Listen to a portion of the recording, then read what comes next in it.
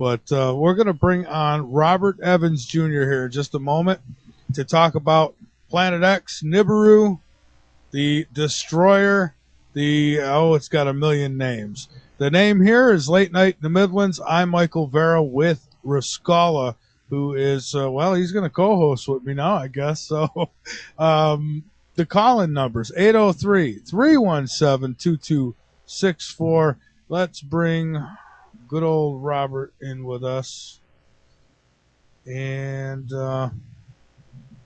say hello. Good evening, Robert. How are you? Good evening. How's it going? It's going pretty well. And you know, I kind of cheated a little here, and I didn't give a proper bio. But you've done extensive research by the way of Nibiru and Planet X, correct? Yes. Okay. If you want to throw a little more background in there and update people a little bit on your on the research you've done, that's great. And I know last time we talked, you said there's plenty more that we didn't even get to, so I'm hoping maybe tonight we could get to some of that. No problem. All right, great. So, floor is yours. Okay, well, I was born and raised here in San Francisco, California. Went through the public schools, did a little bit of college prep work at San Mateo College for reserve police officers training, but I couldn't afford the academies. They're rather expensive. I ran for U.S. Congress as a Republican back in 1996, and again back in 1998 against Tom Lantos. Actually did pretty good the first time. I actually pulled over 126,000 votes. I started to go into researching Nibiru and the Anunnaki because of things I was seeing up on YouTube. Some of the YouTube videos back in 2006, 2007, they were showing sky coordinates, and they were showing something really interesting. A lot of these were images that were being shown on worldwide telescope from one company, from Microsoft, and then from Google Earth Sky. Back then, they actually had several nice images that were showing something that just you couldn't see because it looked like someone took a black marker to it, you know, circling around it. And I set the sky coordinates to a friend over in NASA, and he sent me back a really nice DSS image. Now, a DSS image is a image that you would see directly through a telescope. So this image was showing 5 things orbiting around nothing. Now, your listeners probably know that a DSS image cannot show a brown dwarf. Brown dwarfs can only be seen in infrared. And later I got those images. So between that and then accidentally stumbling into NASA recording these massive, now technically all I can say is they are anomalies / UFOs. That's exactly what they call them on the internet.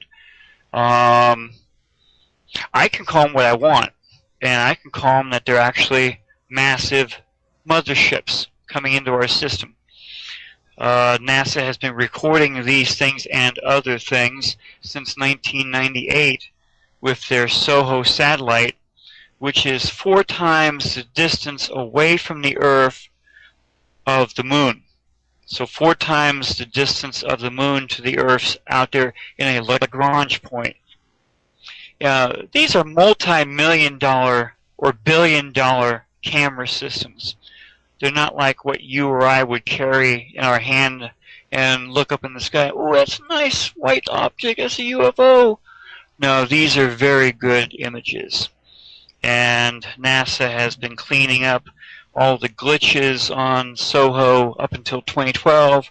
And supposedly these things should not be seen anymore. And don't forget, they just landed some kind of orb of some sort, or it was a probe. A probe. I'm sorry. Yeah. an asteroid, I think it was, right, or a comet. And there was a comet, Comet. way the heck out there that supposedly took them 10 years to even get there. And that shows how good our technology has come, either because we did it on our own, which I would like to believe, but I'm sorry, I don't believe all of it. Reverse engineering of the stuff that we have found since Roswell clearly shows that we have other things that make NASA look like little child's play. Well, Robert, what do you think could be the real reason they're so anxious to land on a comet? Could it be that that comet is in the vicinity of what they're trying to see? I honestly don't know. I would probably be just really super guessing right now, and I really hate doing that with all the stuff that I want your listeners to even try and listen to me about. I'm not going to tell them that they should believe this, but I want to put it in their brains to think about it. You know, so many things are happening. So many things have happened since 1954, 1955 with the Vatican, the Jesuits, Jesuit leaks, a former pope which just resigned, complaining about the Jesuits and their ET agenda, which backs up everything that was leaked in the early 2000s about a high-ranking Jesuit priest telling everything to an Italian reporter. You're just barely touching on everything that's around here, I swear. Yeah. So just go ahead and ask me some questions. I'll answer them as best way I can. All right. Well, I guess I'll ask the obvious question: is where the hell is this thing, and when can we expect it?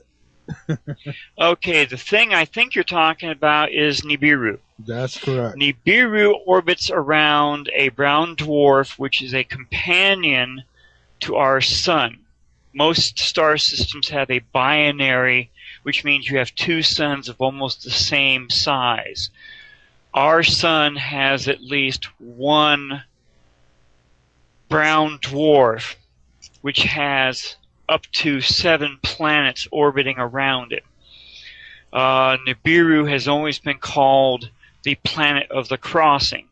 So if you take this brown dwarf with its 7 planets and its Oort cloud, just like our system has an Oort cloud way out there past Pluto, and Nibiru orbits into and through our system between Jupiter and Mars, that's clearly the planet of the crossing. No ifs, ands, or buts right there.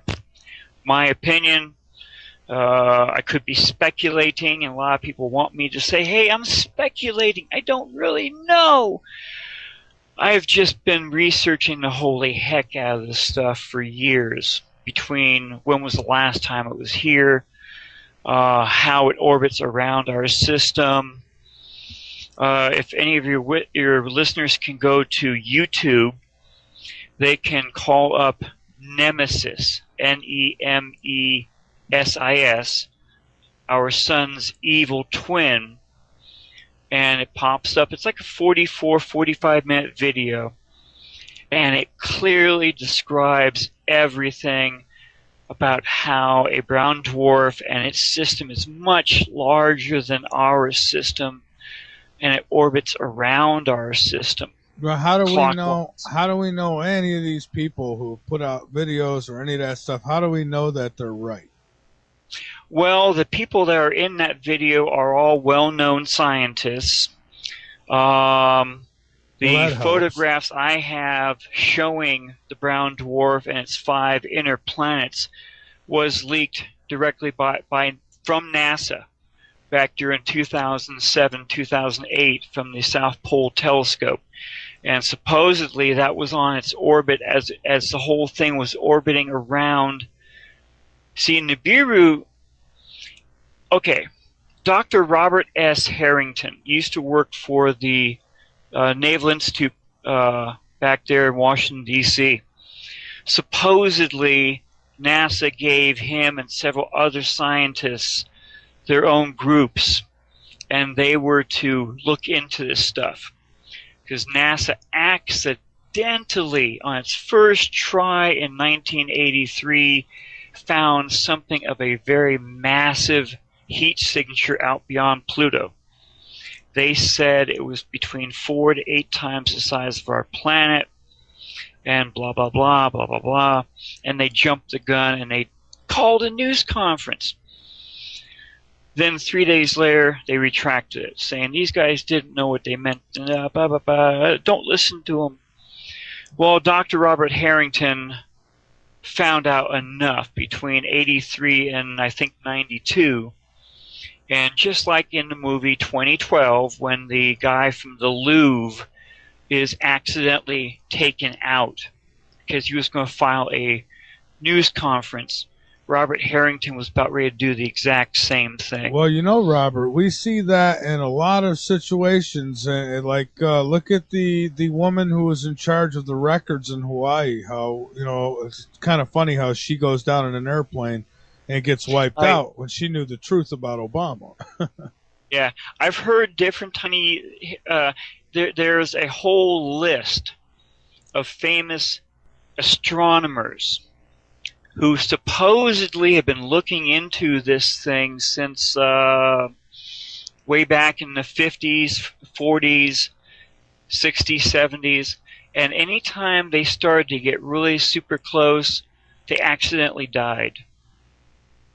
They had this, they had that. Now, is this to say that the powers that be are taking them out?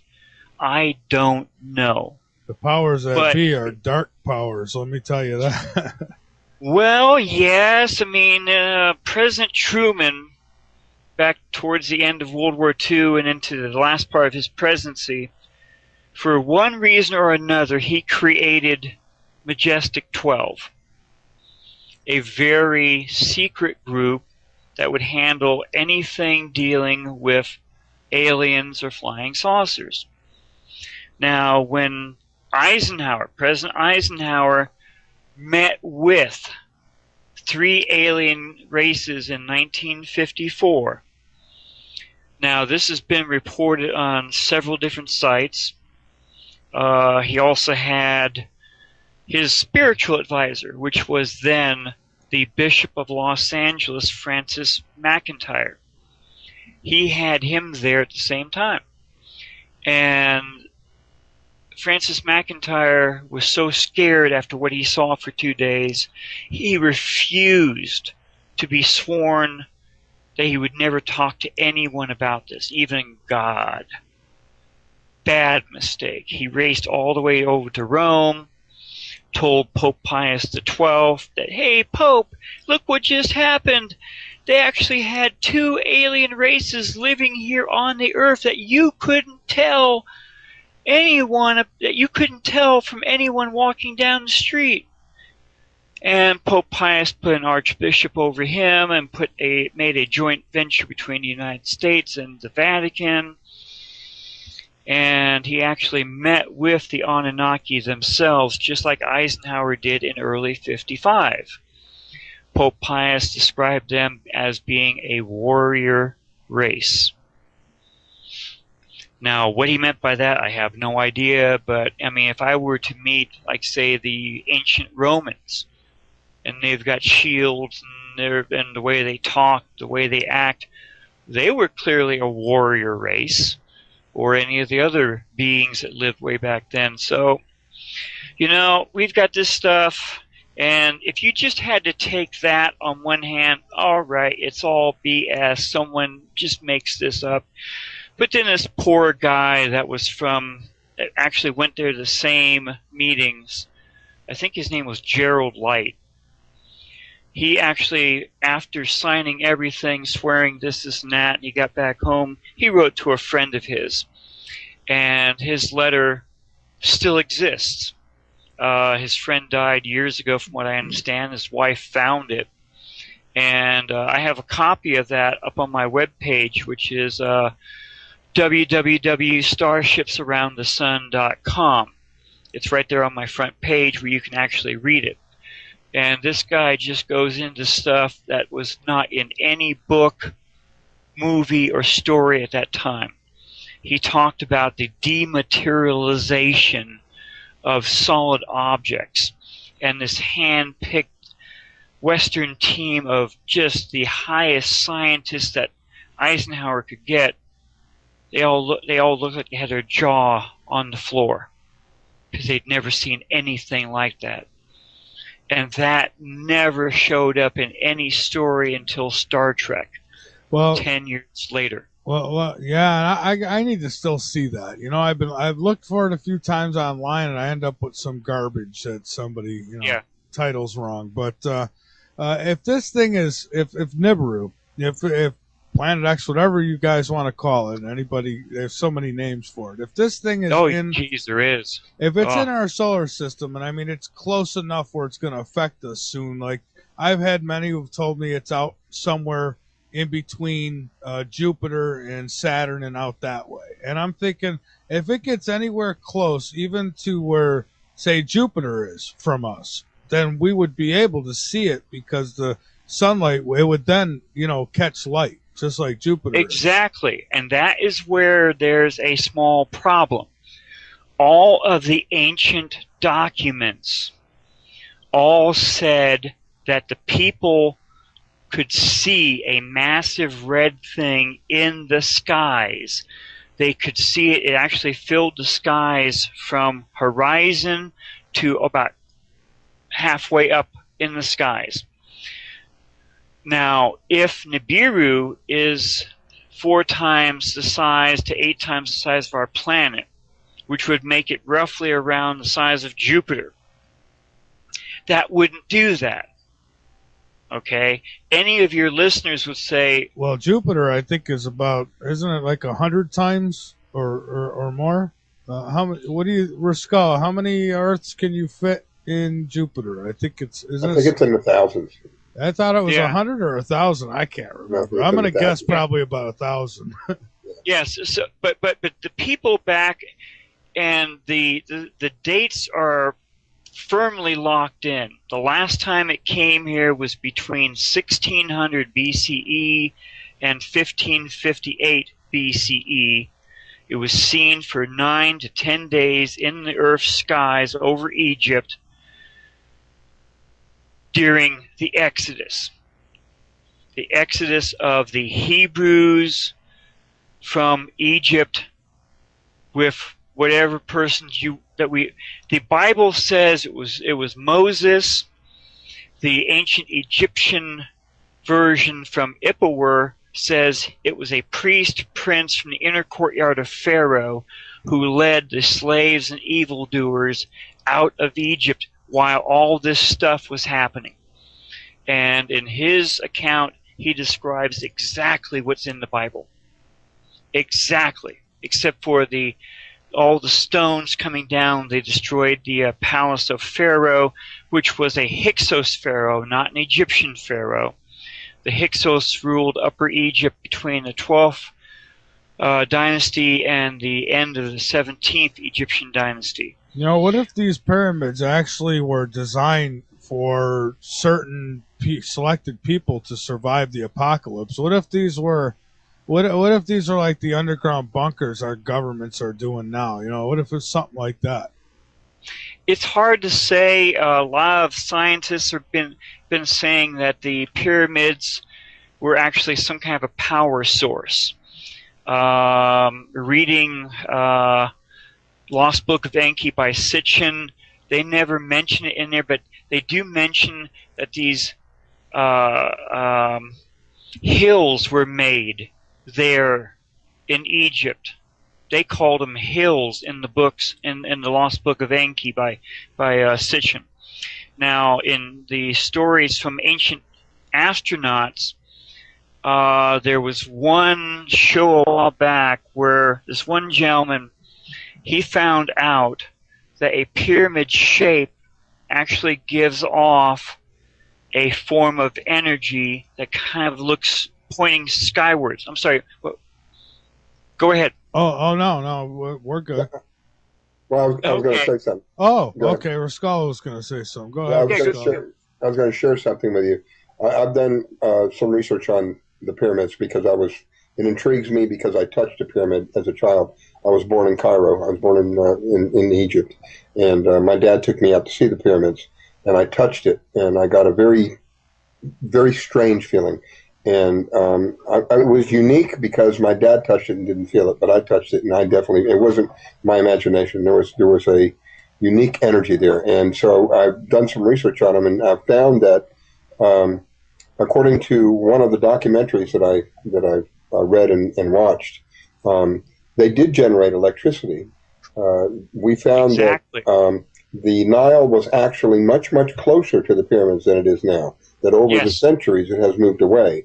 But they've also shown, scientists have shown, that if you have running water and sunlight, you can generate electricity. And that's exactly what they had.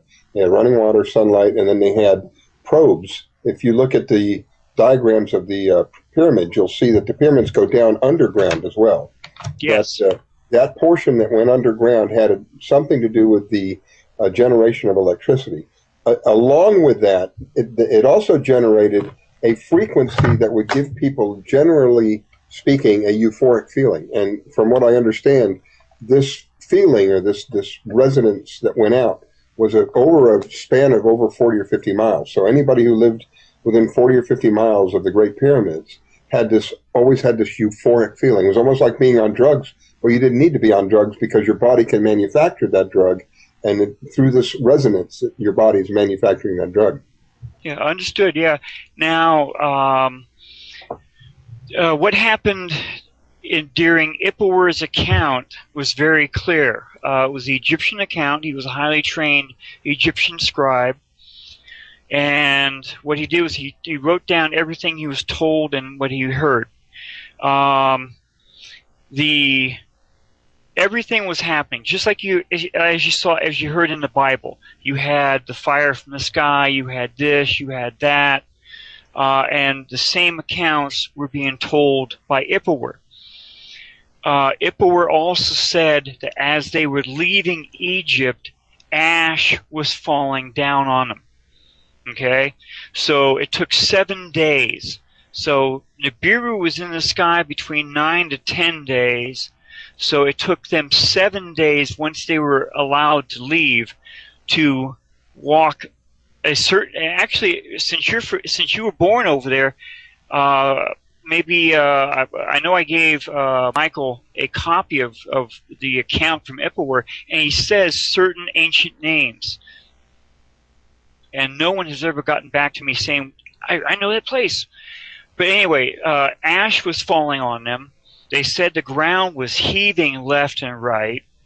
When they got up to the saltwater marsh, they were halted by the deep water that was in the marsh. When the Hyksos Pharaoh and his troops finally caught up with them, ash was still falling. In fact, it was getting stronger.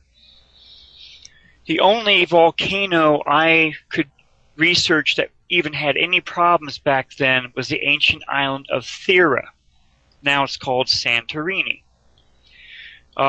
During just before Pharaoh went after them, they said the ground rose underneath the saltwater marsh, allowing the water to drain away, and the priest prince from the inner courtyard of Pharaoh led all the people running across the mud as fast as they could.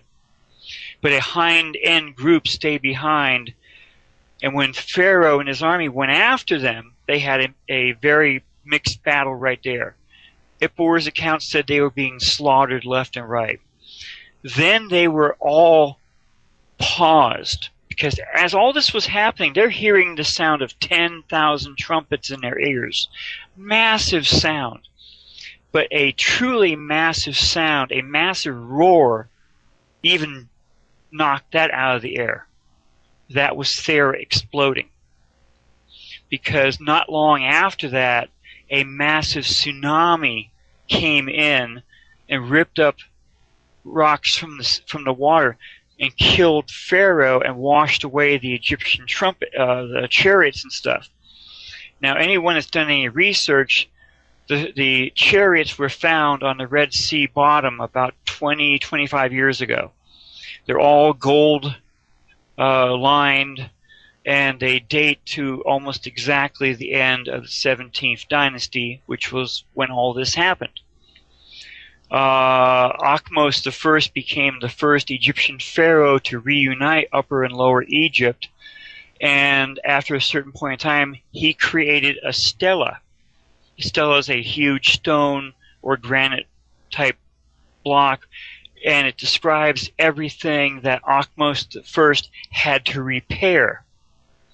A lot of things were undermined. If you can believe it, and it's hard to believe in today's thing, this massive, I call it displacement wave, because Thera blew itself apart. It washed over Crete, pushing Knossos' palace about 200 feet to one side. And it went straight down to Egypt, and probably a lot of other areas, but it flooded. It flooded a good part of Egypt. Okay? Now, this was all described in the Tempest Stela of Akhmos I. This stela was found. It was all broken up at one point, and they used it to fill up this one cavity area in these the brand new stuff they built. And it was actually copied back during the 1800s, and it has never been looked at. Pardon?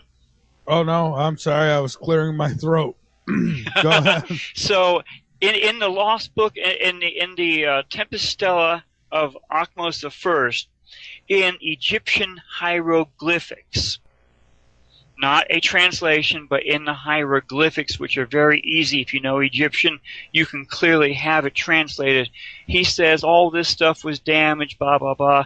And, oh, by the way, the pyramids had collapsed. Well, I think those pyramids, there's something special about those things because, for one, they're all over the planet, and I think there's a reason for it. I think it has something to do with some kind of chosen people. It was a power source. It was a power source. The Russians, they have several special built pyramids up in Russia, and as the Russian fighters come anywhere near it, it shows up on their radar screens as a huge force going straight up. Now, as we all know, when there's a lightning strike, the lightning comes down, and it looks like it goes completely to the ground. Yeah, but no. The lightning comes up from the ground and meets the lightning bolt coming down. Well, that's what I mean. Like, what kind of energy source is it? Does it teleport? Or, let me explain a little bit further. Okay. If you're up in space, like the space shuttle that accidentally came apart when it was coming down, you will see massive sprites coming from the top of massive thunderstorms going and discharging straight up into the atmosphere. Okay? Now, about 10, 15 years ago, NASA found out that there's actually what they call a hyperbole or a wormhole that comes from the sun, and it sends energy to each of the planets. This thing hits the Earth, and it either takes energy from the Earth or puts energy into the atmosphere. So, the Anunnaki, or whomever was here a long time ago, they had the ability to use that energy that was being put up from the pyramids up into the atmosphere and from the sun to our own Earth's atmosphere, all that energy that's around our planet. That's my theory going on what has been told in Ancient Astronauts and what I've been able to research on my own. Okay, fair enough. We've got a call. We have Ira. Ira, welcome aboard. Thanks for being patient. Hi, guys. Oh, no problem at all. Riscala, I wanted to say definitely you're right on as far as the energy source, and you too as well, that the pyramids are definitely an energy source. I mean, the Russians actually have done some experiments with using pyramid power as well with how it changes the emotions and the moods of people that go into them, and even things that they put into those pyramids can sort of change the energy levels of the items that go into it. So I have a little pyramid here that Sherry and Len sent me. Nice little pyramid. It's got all kinds of metals in it. Like an orgone kind of pyramid? Yeah, that's an orgone generator. Yeah, I've made one of those before, and it works really well in our house as well. Yeah, we use it. I wanted to play devil's advocate, though, as far as this Nibiru thing goes, and kind of maybe put this out and see what your guest thinks about this. Instead of, I kind of take the viewpoint of not necessarily a planet or a sun being involved in the situation, but, first off, we're not actually in the Milky Way. We're actually in Sagittarius galaxy, which is crashing into the Milky Way. Science has announced that quite a few years ago, that the Milky Way is actually not where we originate from, but we're actually from the Sagittarius galaxy. We're sort of crashing together into each other. And essentially, what we're doing right now is we're going through an area of space that is much more energetically active, that there's a lot more materials, a lot more denseness to it, and that's what's causing the planets and everything around to heat up, to go, heating up. Because the sun has a heliosphere that it's essentially a bubble that surrounds the whole solar system in the Oort cloud. And since we're going through this dense particle field, the sun has kind of compressed that heliosphere downwards to protect itself better, leaving the planets a little bit more exposed than what they once were. And so that could be an explanation as to what is happening planetary-wise right now. Yes, the global warming thing, we're contributing maybe a minuscule percentage towards it, but I'm sorry, your SUVs and the cows farting into the wind are not changing the climate on Mars. I was just going to say, that's absolutely, that global warming is a big farce. I mean, it's, there's changes happening, but it's got nothing to do with the SUVs or the airplanes or any of that stuff. It's got to do, I know one thing that has to do with it, and that's what we're doing to this planet with the chemtrails and the fracking and the oil spills and the radiation. So, I mean, that's one that's affecting our weather, but there could be another outside force as well. That's kind of what I'm contending with as well.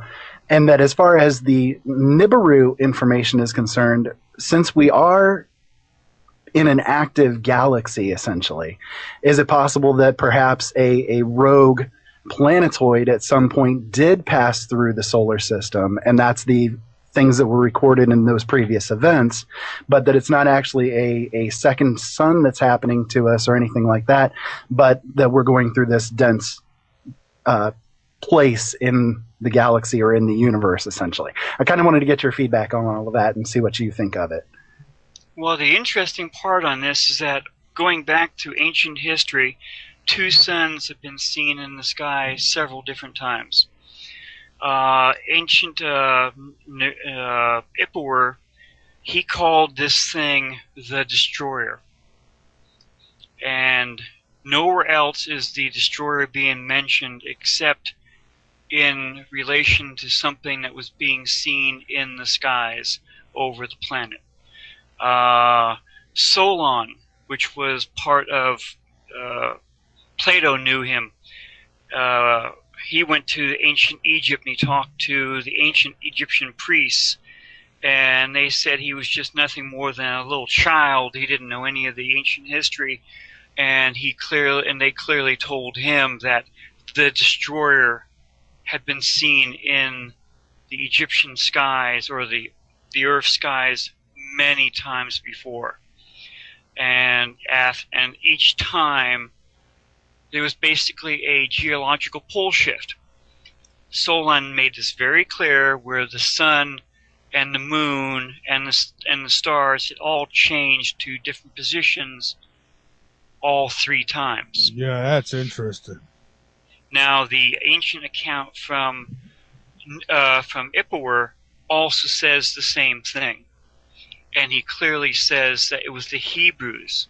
And he clearly wishes that the Egyptians had been friendlier towards them. He calls them the Kebrus, but it's so very close to Hebrews You know, there's no way around that. He says that in ancient Egyptian history, the destroyer had caused the suns and stuff to change 3 different times. That the water had come in, swept the land clean, and that all these different things had happened. The growing seasons had changed. He said that when the destroyer was overhead, all the fire that came down destroyed everything that grew. Orchards, vines, everything. And when they tried to replant stuff, the growing seasons had changed. So it threw everything off. Now, what's that got to do with this stuff now? Okay, I have the pictures from NASA clearly showing a brown dwarf and its 5 planets. I have leaked information from NASA showing 6 planets around the brown dwarf from 2009, and showing that Nibiru would be swinging through our system. It showed that it was at least 20 or 25 AUs away at that point. All that information no one wants to talk about. There's a excellent free computer program called astroviewer.com. If you go on there, you can look at all of the planets in our system, really nice. And if you click on Sedna, a dwarf planet, as it's being called, and it shows all the orbits. The orbit of Sedna is just tremendous. And just as the scientists were talking in the TV program Nemesis, our sun's evil twin, they show the exact same orbit. Where Sedna, and they mention Sedna, and they mention Sedna's immense orbit. Sedna being possibly the outermost planet of Nemesis is just way out there. And here's our little tiny system down in one corner of this massive orbit of Sedna. Exactly how our system would look according to the TV program. Now, if you take the other 6 planets and somehow work them in to Sedna's orbit and make Nibiru swing through our system between Jupiter and Mars, you've got it right there. I don't know how to do that. I had a friend years ago try to do it, and he said he had it finished. He was sending it to me, and then someone came to his place and told him, don't ever send that out again. Don't ever talk to him again. And the guy was just scared bleep. See, I've reached out in the past because I wanted to prove this one way or the other, and I reached out in the past to lots of different astronomy groups, and I've had response from some. Some didn't want to bother with it at all. They thought it was just some big joke. But then there was some who took it on and said that, and they'd get back to me and say there's nothing there. If there was, we'd know about it. But, and then I think, well, I don't know who I'm talking to on the other side either. So I'm still at that point where it's like, come on, I just want the smoking gun. I want to say, well, there it is. That's it for sure. And yes, it is heading this way. That's well, okay.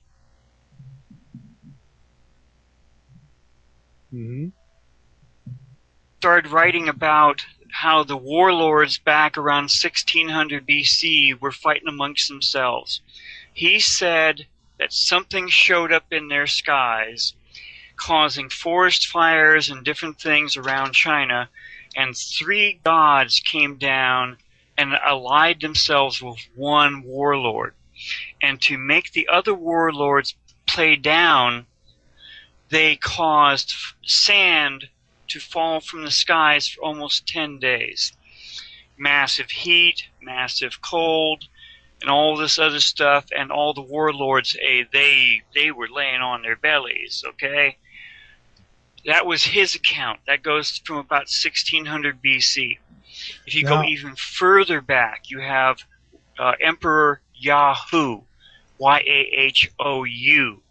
Oh, I remember that. Yeah, Yahoo. And he talked about something coming out of the sky from the constellation Ying. I guess they had two constellations, one for constellation Yin and Yang, probably the twins.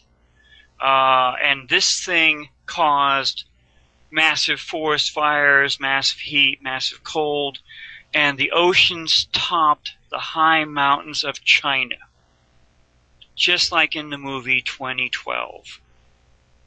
And it took them 13 years to drain the salt water from the high mountain valleys back down to the rivers. And they had to send 4 teams around to even find out where north, south, east, and west was again, because everything had changed in the night sky.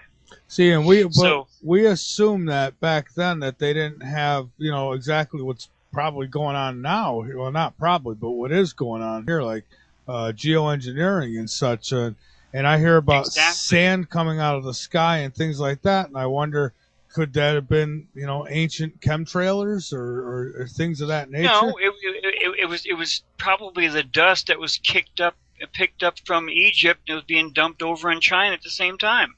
Now, to get back to the pyramids, if you read very carefully the Lost Book of Enki, Sitchin wrote that when Marduk was rescued from the main pyramid, as they were going down the grand thing, they were smashing all of these things that were in the slots. Now, I didn't know about those slots until maybe just a couple years ago, where they were saying, God, what are these slots that go up this grand gallery going up? And they were thinking that maybe certain things were being put in there. Lost Book of Enki tells it very clearly. They were technological stuff, and they were all glowing as they went down with Marduk, and they were smashing each one as they went down. That probably was the power system, and they were making other people pay for doing what they did to Marduk, because Marduk was sealed up inside the Great Pyramid. Mm-hmm. So there's another theory. It's actually in writing. I mean, Sitchin, either he was the best BS artist anyone had ever heard, because he did all these tablets, and in the tablets he said they had energy weapons, they had this, they had that, they had the ability to come from Nibiru straight to our system, although they never told how much time it was, but clearly it wasn't a NASA shuttle they were using. He described all that stuff, and in tablets number 9, number 10, he goes into exact detail as to when they found out that Nibiru's orbit was altered and why it was doing the damage. Mm-hmm. Well, I think you muted on us. Yeah, well, yeah, probably on the right side of our system, because Nibiru comes through clockwise, according to let's see, Robert S. Harrington. He says it had an orbit. He never said it had a ecliptical thing. He said it had an orbit, and the orbit was about 35 to 40 degrees on the ecliptic. And when you look at the orbital ecliptic of Sedna compared to our system, God, it's almost the same. So, they had technology. They had very advanced technology. And if you followed everything they did in the different things, they knew that this stuff was going to bring Nibiru too close to Mars, thereby taking it too close to the Earth. Now, Nibiru was a big planet, and it has its own moons. So are these the moons that were swinging through our system around Nibiru that they actually saw back between 15 and 1558 and 1600? I don't know. But Nibiru, its orbit never comes any closer than between Jupiter and Mars. So something was clearly seen every single time something happened. And Well, the ancient Egyptians called the destroyer. I'll tell you what I want to do. My plan is I want to seriously confuse future people, and so I'm looking to bury some artifacts of some sort. Maybe some wild stories. I want to bury this stuff really good, and hopefully, maybe a couple 100,000 years from now they find it, and who knows? I might be on everybody's wall. Yeah, I don't know what your other two guests think about this stuff. What I'm saying here. I can only tell what I've researched. My first research had nothing to do with Sitchin or Velikovsky. All of my friends told me, don't even think of reading their stuff. It's all BS. So I did all my research on my own, on the internet, using a time frame between somewhere around 1558, and all of these things just dropped right into place. And then you hear about Eisenhower meeting with 2 alien races and 3 alien races back in 54. And then you hear about Eisenhower meeting with the Anunnaki directly when he went to Holloman Air Force Base in 1955. And then you hear about the leaked information that went in the early 2000s from a high-ranking Jesuit priest to Christopher Barbato, which was handed to his friend Lucas Scantamburlo, which did a 2-hour video with Project Camelot in 2008. And he has a transcript of both tapes. You can sit there and just read it right down.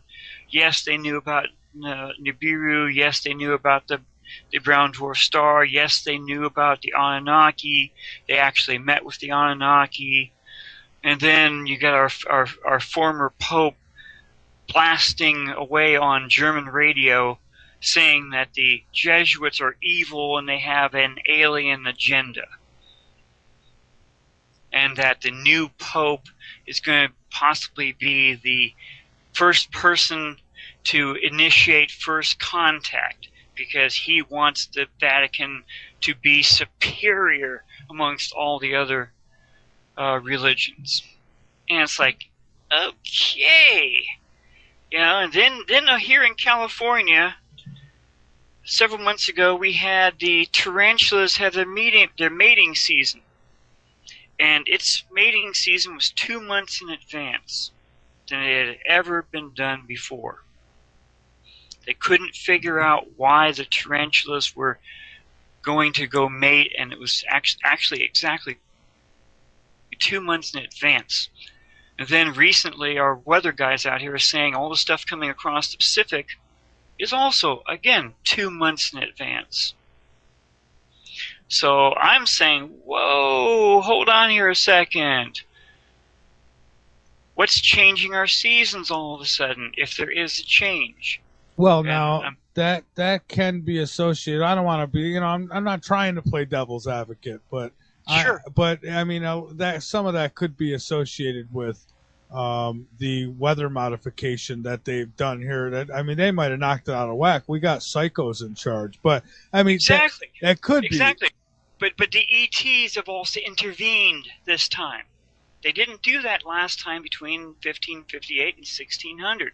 How do I know that? NASA again. NASA's satellites have been picking up these massive space probes that are orbiting our sun. These things have been orbiting our sun for over 7 years.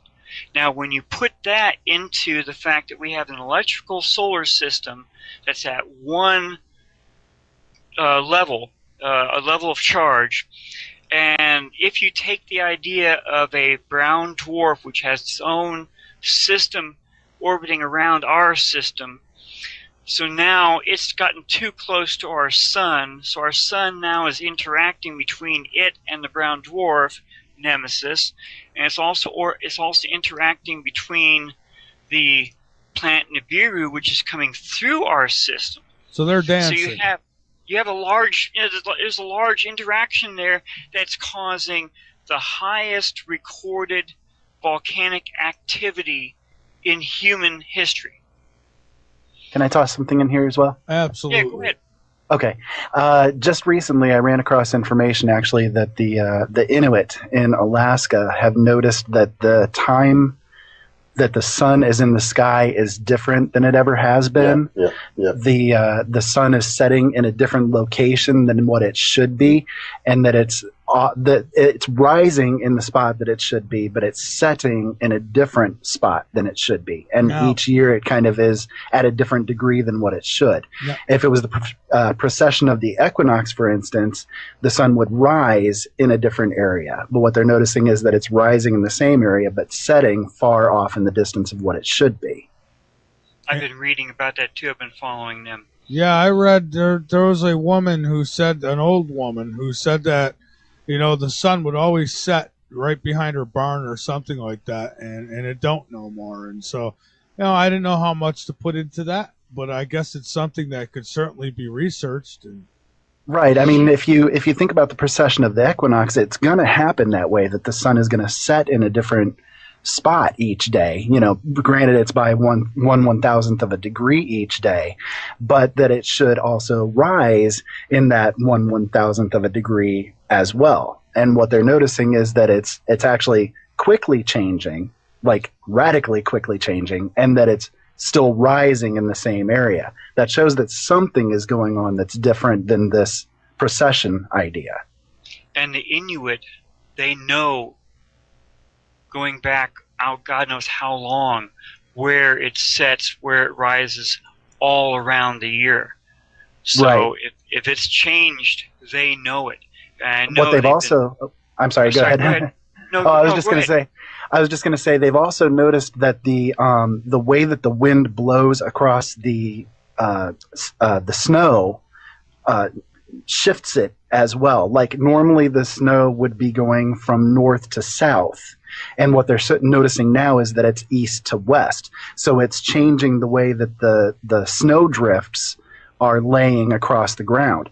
They've normally been north to south, and they could find their ways back to their homes, for instance, by following the north-south trails that are made in the snow by the snow blowing, by the drifts.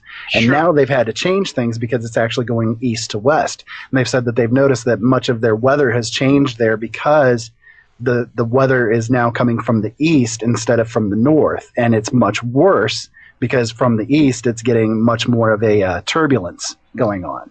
Right. Now, one thing I want to point out amongst all the things I was talking about, I always mentioned heat and cold. Heat and cold.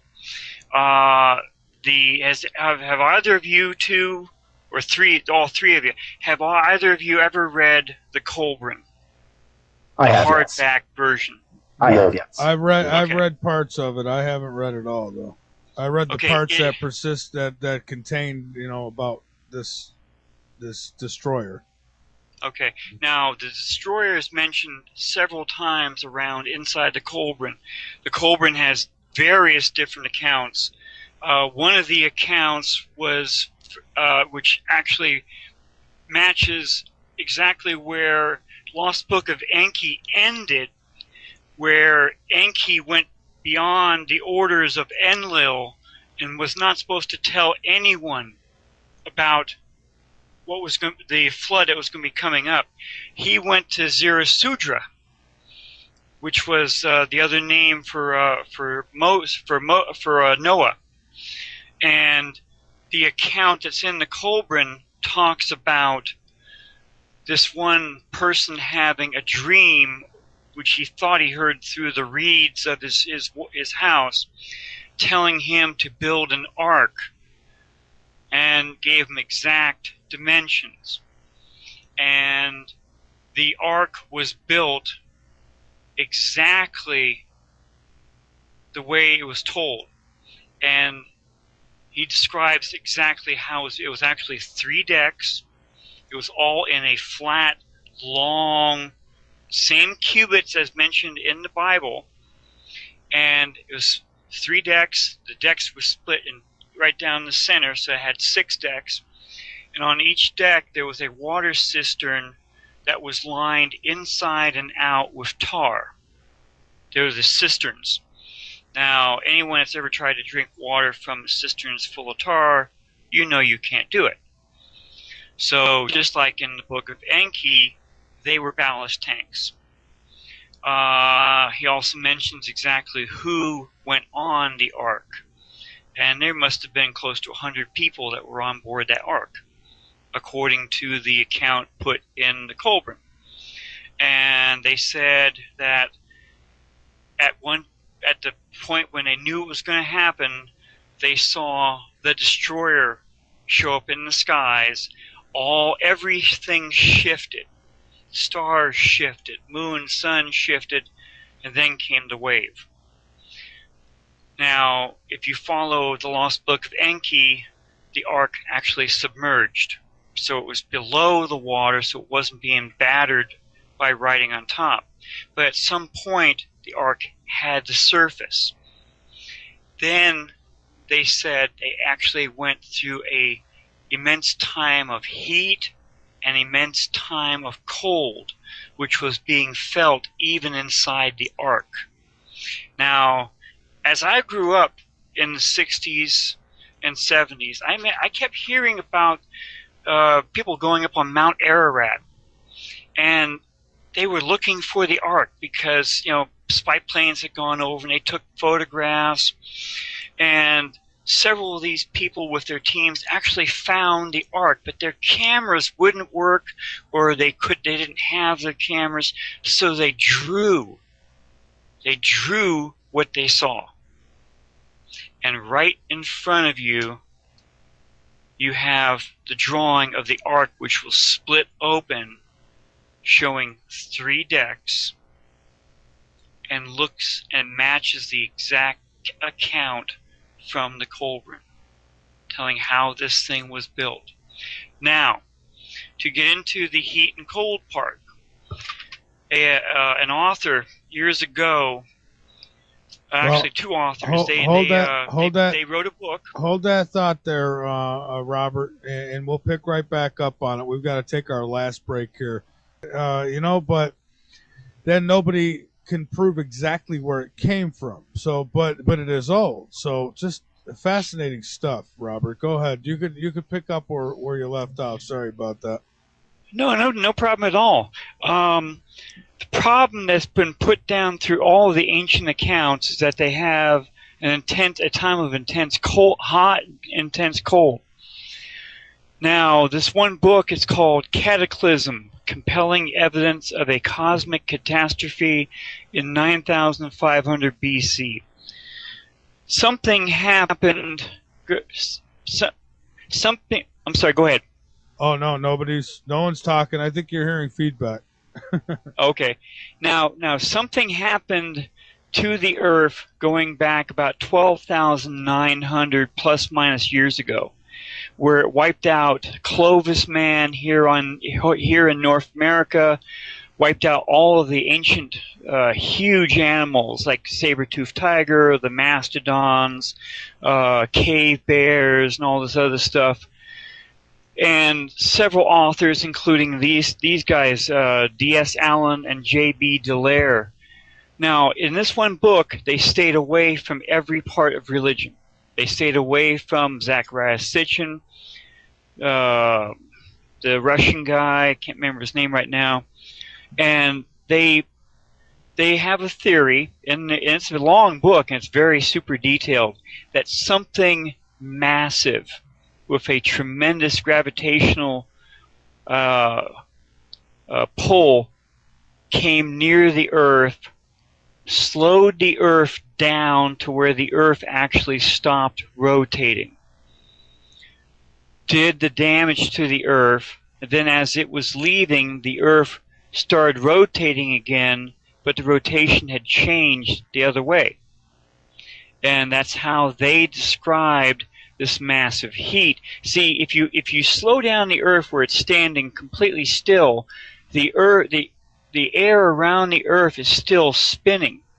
So that's where you get the intense heat comes from.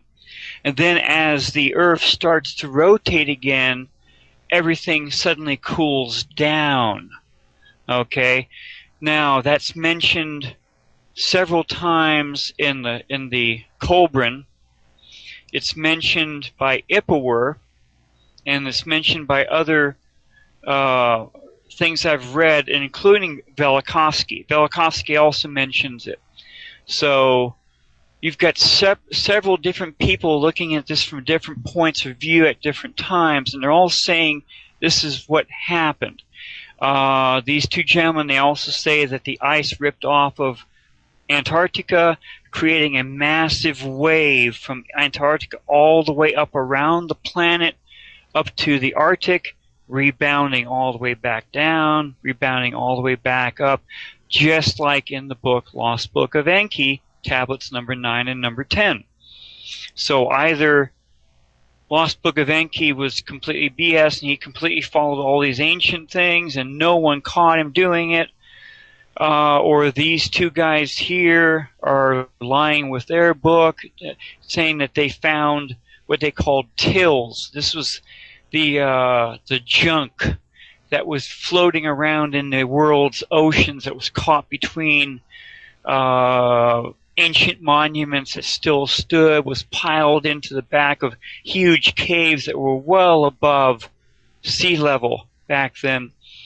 These tills clearly showed, like someone put in a blender, animals, their bones, all the ancient plant life from all over the planet, and the stuff that was found in certain points around where they dug it out of. They couldn't live there. So it was from somewhere else. How did it get up there? They say it was the massive Noah's flood, or this type of flood. No, I don't mention Noah's flood. They say it was this massive thing coming too close to the Earth, causing the Earth to stop. Now, where would all the water come if the Earth stopped rotating? Well, as anyone knows in standard high school or junior high geography and stuff, the Earth is spinning, and because of its spin, most of the world's oceans are puffed out at the equator. Okay, and they stay there because, like a top that's spinning, they're all out there balancing out the planet. Right. So if you suddenly get the Earth to suddenly start to slow down because of something outside of the Earth acting on the Earth, all that water is going to start evening out around the entire planet. So now the water gets far super deeper and deeper and deeper, and it's completely covering almost everything. Just like in the movie 2012, where the waters now are almost at the top of Mount Everest. You know, oh yeah, that makes total sense. That absolutely. And then as the rotation started back up, because as this thing went around it a certain way, it caused the rotation to go the other direction. So as the rotation started to pick up, the water receded back out to where it was supposed to be at the equators. But now, because of tectonic plates doing this or that, it has to settle into different locations where it had never been before, or went back to exactly where it was, and the ground is starting to dry out. Now, anyone who's followed any of the prophets, Nostradamus talks about two suns in the sky, where the Earth lost its gravitational force and then suddenly regained it again, all this different stuff. But there's Motherships. Everyone forgets about her.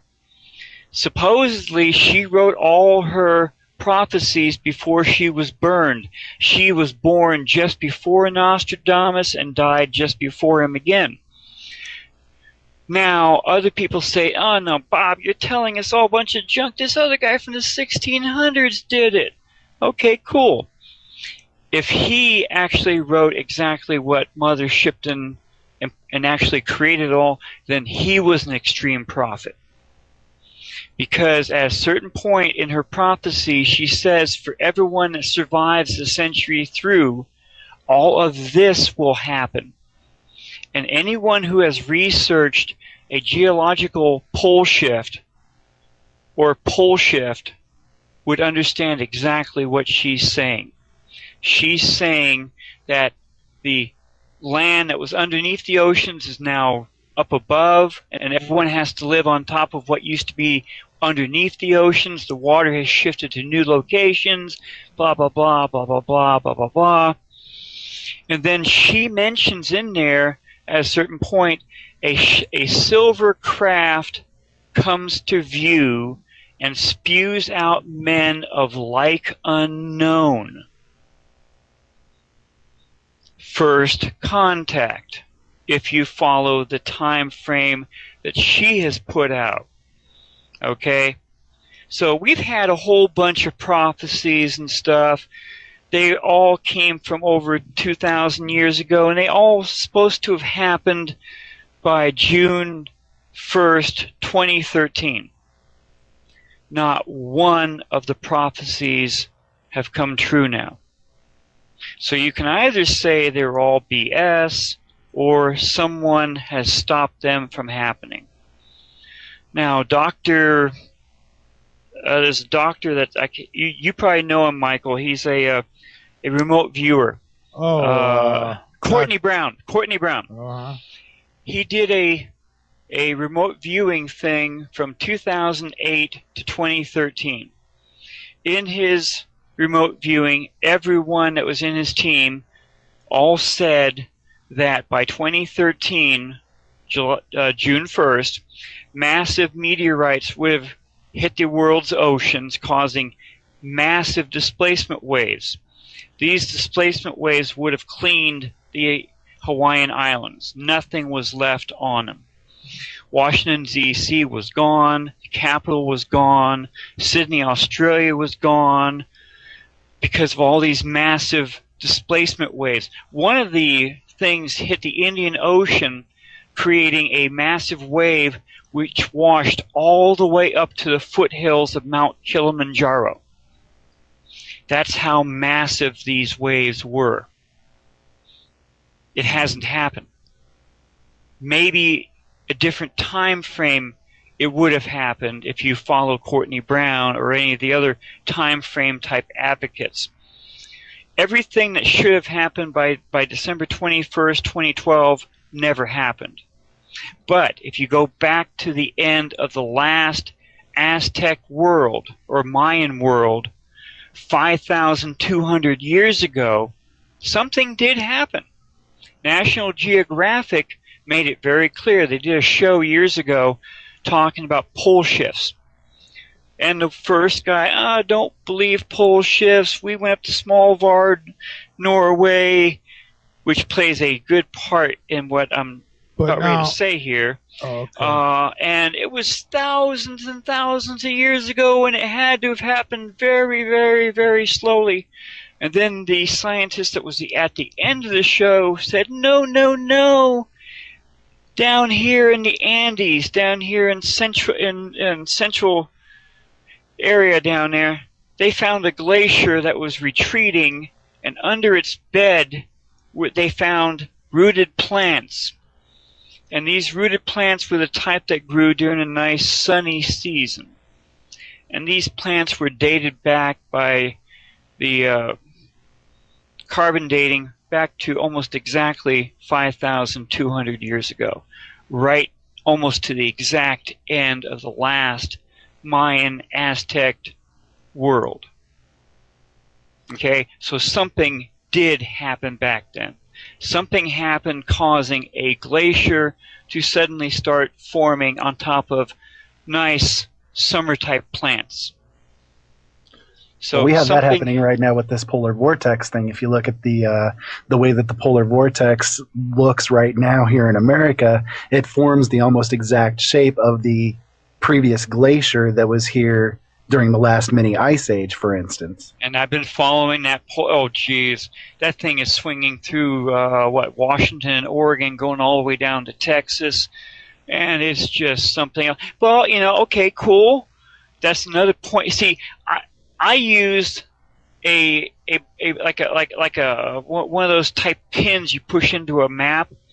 I've been following all these hints and glitches and everything with those, and they clearly show that something either was stopped or has been slowed way down because of these massive things that are all around our sun. See, the NASA scientists and all the other scientists all predicted that we would have one massive solar storm after the other, starting in 2012.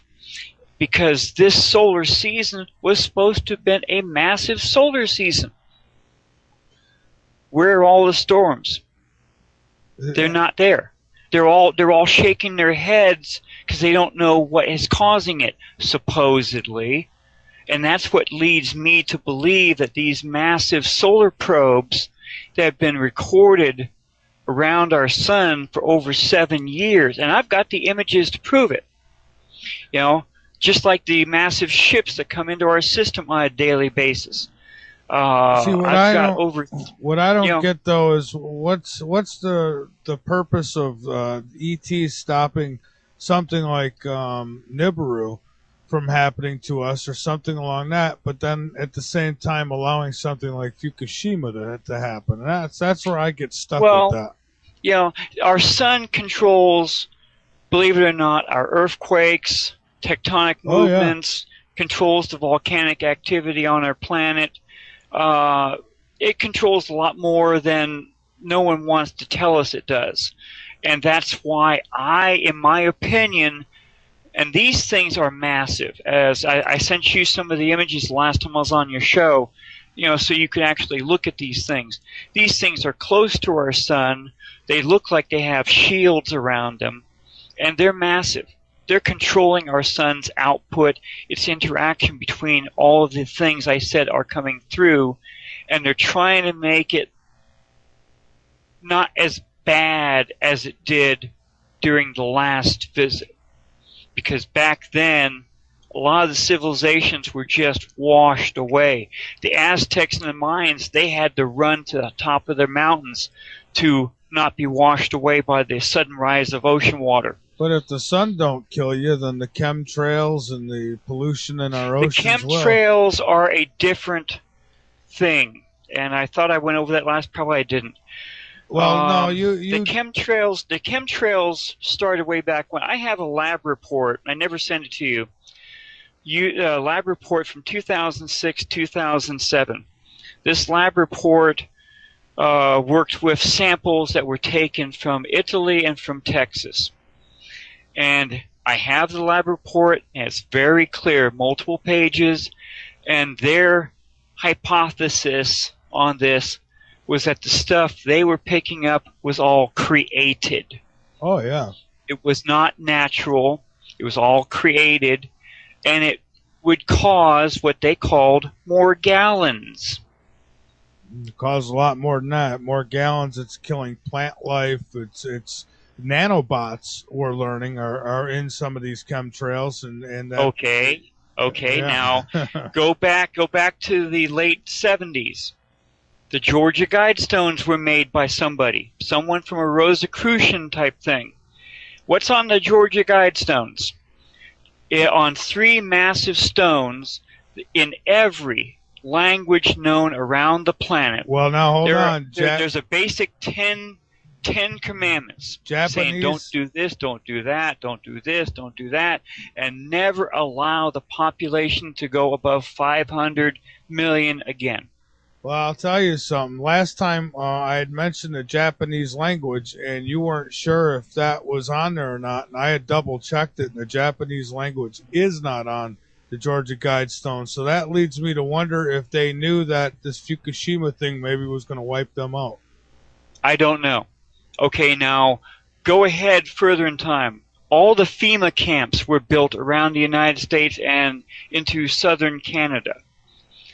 All the huge amounts of caskets were being built, and they were buried really close to the FEMA camps. Up until 2013, we were hearing one account after the other, after the other, after the other, of every known agency in the United States government buying massive amounts of ammunition, buying massive amounts of handguns, rifles, whatever. A lot of the police departments were now suddenly buying up used military equipment. Now, I know I have the pictures of it. There were several trainloads of automobile cars. You know, those huge things that are 3 levels. Certain parts of the South were converting those into prison cars, and they had the pictures of them. Okay, from about 2012 and maybe a couple of years before that, I was hearing one story after the other, where people had nightmares. One of my friends living up in Washington, he told me of his girlfriend's massive nightmare she had. She said the entire West Coast was hit by a massive tsunami, and somehow only a few people survived, and they were struggling to survive. Then the helicopters came down, and the helicopters were picking up all the survivors. In her terms, they were taking them to prison camps. Now, this was the time before Barack Obama. She said there was a black American president. We didn't have a black American president at that time. And she had no way of knowing a black American president would be elected. She said that it was called the hiding times, because everyone was hiding from the helicopters, all the survivors that had not been picked up by these things and put into prisoner camps, and they were being forced to work. Now, a friend of my wife's, he was another remote viewer. He wasn't connected with Dr. I forget his name right now. Again, he said that all the cloud, the chemtrails would be affecting all the survivors, and that a certain HARP frequency would activate what's in their bodies and would do certain things to them, and he wouldn't tell me what. Oh, you know, it's like so you got the stuff in the bodies, you got the HARP stuff. If these guys are telling me and my wife the truth, the survivors are going to be made to either work or die. The elites, they're all being put down in the dumbs, the deep underground military bases, which actually started up in Norway, which brings Norway into this story here. Norway, Project Camelot was started by this one engineer, a high engineer on the dumbs there in Norway. So I didn't mean to cut you off there, Michael. Oh, no. I'm trying to keep everything in my mind. I just gotta let you know that I'm looking at the time too. I'm trying to make it fast. He turned politician, and he outed Norway for building all of the dumbs.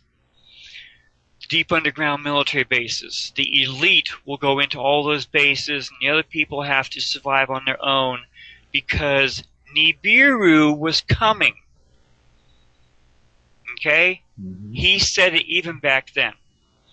And that was exactly why the Doomsday Seed Vault was built there in Svalbard, Norway.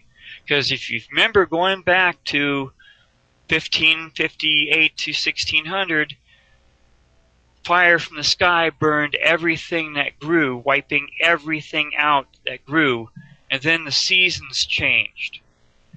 That's why the Seed Vault and every other seed vault that has not been touched by the news media around the planets were built. The Doomsday Seed Vault only hit the news because the builders of the Seed Vault was and is still a who's who of the billionaires around the planet.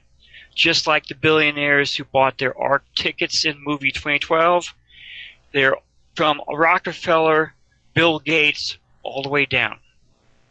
They paid for the Smallvard seed vault.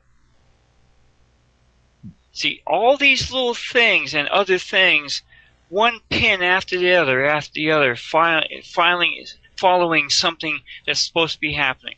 All the ammunition that was bought by all the the agencies, clearly on the internet, clearly on the news, clearly in multiple articles about it. They knew something was supposed to have happened by 2013. Nothing happened. Well, then we could be off too. Yeah, there was a lady. She was a YouTube type person. Her name was Just Call Me Kit.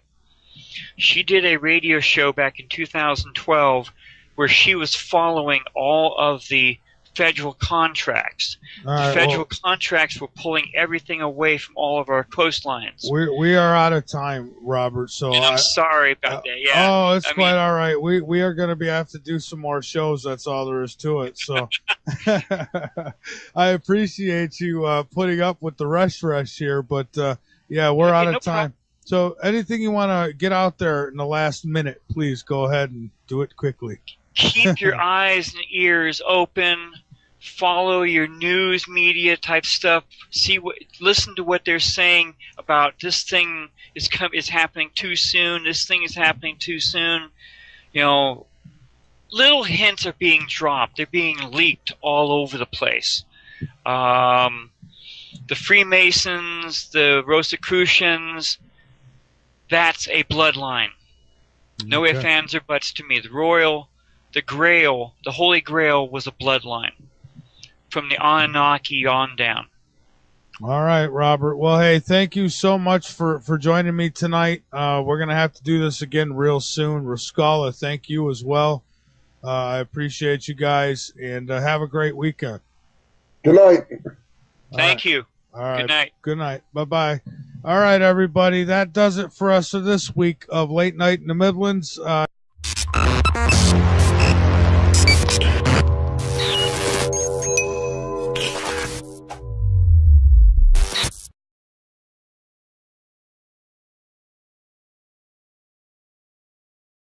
Now, technically, all I can say is they are anomalies / UFOs. That's exactly what they call them on the internet. I can call them what I want, and I can call them that they're actually massive motherships coming into our system. NASA has been recording these things and other things since 1998 with their SOHO satellite, which is 4 times the distance away from the Earth of the Moon.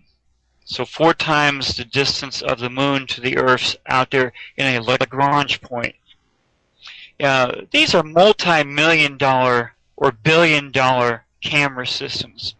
They're not like what you or I would carry in our hand and look up in the sky. Oh, that's a nice white object. That's a UFO. No, these are very good images. And NASA has been cleaning up all the glitches on SOHO up until 2012. And supposedly these things should not be seen anymore. And don't forget, they just landed some kind of orb of some sort, or it was a probe. A probe. I'm sorry. Yeah. On an asteroid, I think it was, right? Or a comet? No, it was a comet. Way the heck out there that supposedly took them 10 years to even get there. And that shows how good our technology has come, either because we did it on our own, which I would like to believe, but I'm sorry, I don't believe all of it. Reverse engineering of the stuff that we have found since Roswell. Most star systems have a binary, which means you have 2 suns of almost the same size. Our sun has at least 1 brown dwarf, which has up to 7 planets orbiting around it. Nibiru has always been called the planet of the crossing. So if you take this brown dwarf, with its 7 planets and its Oort cloud, just like our system has an Oort cloud way out there past Pluto. And Nibiru orbits into and through our system between Jupiter and Mars. That's clearly the planet of the crossing. No ifs, ands, or buts right there.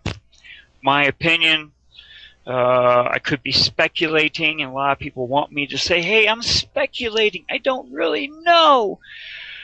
I've just been researching the holy heck out of this stuff for years, between when was the last time it was here, how it orbits around our system.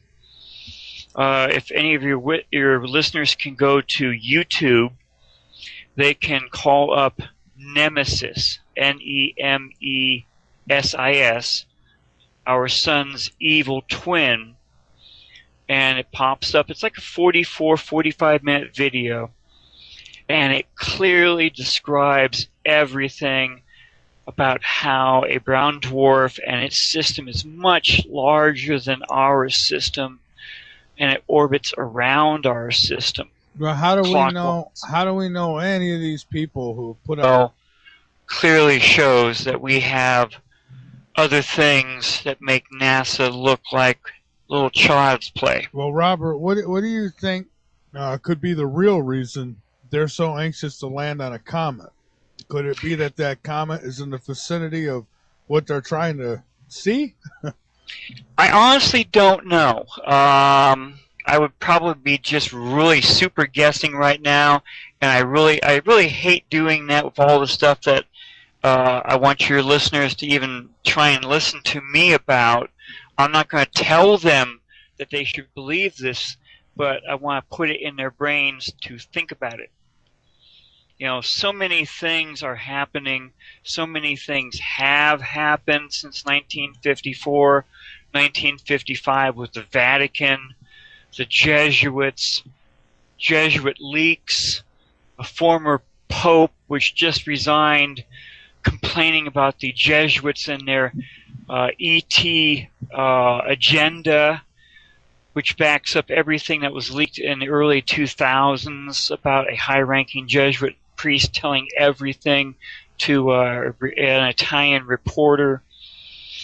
You're just barely touching on everything that's around here, I swear. Yeah. So just go ahead and ask me some questions. I'll answer them as best way I can. All right. Well, I guess I'll ask the obvious question is, where the hell is this thing, and when can we expect it? Okay, the thing I think you're talking about is Nibiru. That's correct. Nibiru orbits around a brown dwarf, which is a companion to our sun. But we're going to bring on Robert Evans Jr. here in just a moment to talk about Planet X, Nibiru, the Destroyer, it's got a million names. The name here is Late Night in the Midlands. I'm Michael Vera with Rascala, who is, he's going to co-host with me now, I guess. So the call-in numbers, 803-317-2264. Let's bring good old Robert in with us and say hello. Good evening, Robert. How are you? Good evening. How's it going? It's going pretty well. And you know, I kind of cheated a little here, and I didn't give a proper bio. But you've done extensive research by the way of Nibiru and Planet X, correct? Yes. Okay. If you want to throw a little more background in there and update people a little bit on your on the research you've done, that's great. And I know last time we talked, you said there's plenty more that we didn't even get to, so I'm hoping maybe tonight we could get to some of that. No problem. All right, great. So, floor is yours. Okay, well, I was born and raised here in San Francisco, California. Went through the public schools, did a little bit of college prep work at the San Mateo College for reserve police officers training, but I couldn't afford the academies. They're rather expensive. I ran for U.S. Congress as a Republican back in 1996, and again back in 1998 against Tom Lantos. Actually did pretty good the first time. I actually pulled over 126,000 votes. I started to go into researching Nibiru and the Anunnaki because of things I was seeing up on YouTube. Some of the YouTube videos back in 2006, 2007, they were showing sky coordinates, and they were showing something really interesting. A lot of these were images that were being shown on worldwide telescope from one company, from Microsoft, and then from Google Earth Sky. Back then, they actually had several nice images that were showing something that just you couldn't see because it looked like someone took a black marker to it, you know, circling around it. And I set the sky coordinates to a friend over in NASA, and he sent me back a really nice DSS image. Now, a DSS image is a image that you would see directly through a telescope. So this image was showing 5 things orbiting around nothing. Now, your listeners probably know that a DSS image cannot show a brown dwarf. Brown dwarfs can only be seen in infrared. And later I got those images. So between that and then accidentally stumbling into NASA recording these massive